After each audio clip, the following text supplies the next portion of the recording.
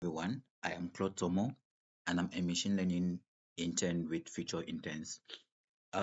So in this video, I will walk you through my Tax One project and AI-powered sales forecasting dashboard. So this dashboard uses historical sales data and machine learning forecasts to help businessmen understand past performance and make data-driven predictions about future trends. So as you can see, this is my page one, and this let's begin with this the main page, which is my main dashboard page, and the overview of my sales forecast dashboard. So here, we can see a clear comparison between actual sales and forecasting sales. Like using a line chart. The blue line here represents actual sales, uh, while the green line shows forecasting sales generated using profiled and a time series built in Python. So I also added a shaded region, as you can see, and this region it shows the forecast accuracy and the interval, as you can see. So over here, I can give you an animation of how everything works. For example, if I play by month, so this category shows like you're going to see animation.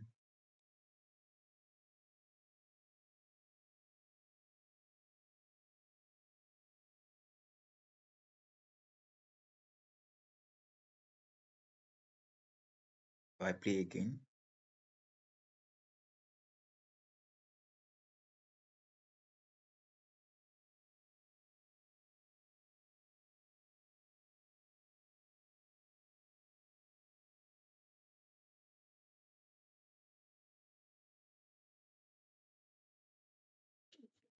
um, so so you can see top category shows like the highest. Top category shows the highest selling category based on the forecasting data.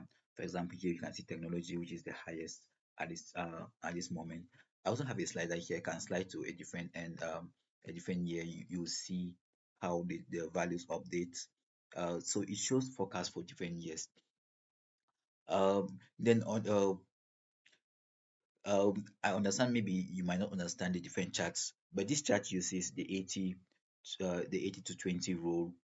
uh, and this is important because it helps it's helping in managers identify high impact categories to focus on.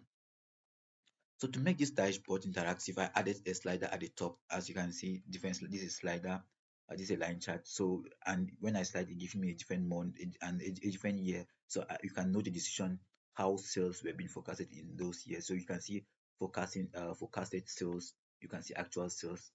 uh, I'll move over to my page two. So this is my navigation page. So this is like my drill down page.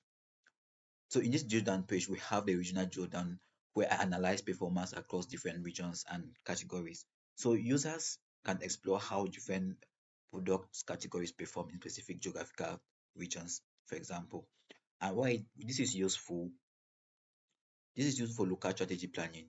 So you can see if you have the west and the south, you can go to the west. You see the sales on the west. That's sum of sales by region. Here it gives me the category and the total number of sales in that category. Then my last page is the forecast page. So in this forecast page, this is like the forecast accuracy page. So in this you can see different charts here.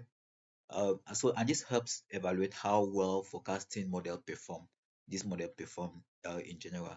So these charts on this page shows actual versus predicted sales again with a KPI card display, error metrics. You can see absolute percentage error. You can see forecasting error by category. You can see forecasting uh, accuracy.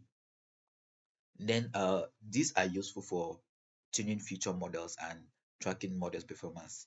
Maybe if you're not versed with that, you might not understand for now. So talking about my design features on this dashboard, throughout this dashboard, I use features like tooltips to add comments, dynamic page navigation buttons. As you can see, this is my navigation page button. If I press on it, click on it, it's going to take me to the next page. Let me conclude by going back to my main dashboard, which is my the first page. So in general, these projects help me combine machine learning, analytics, and data storytelling using Python and Power BI. Um, Actually, this is my first project this is my first experience with Power BI, and I'm thankful to Future Interns for this opportunity to build this, and I look forward to sharing my project with you in the subsequent reports or video. Thank you.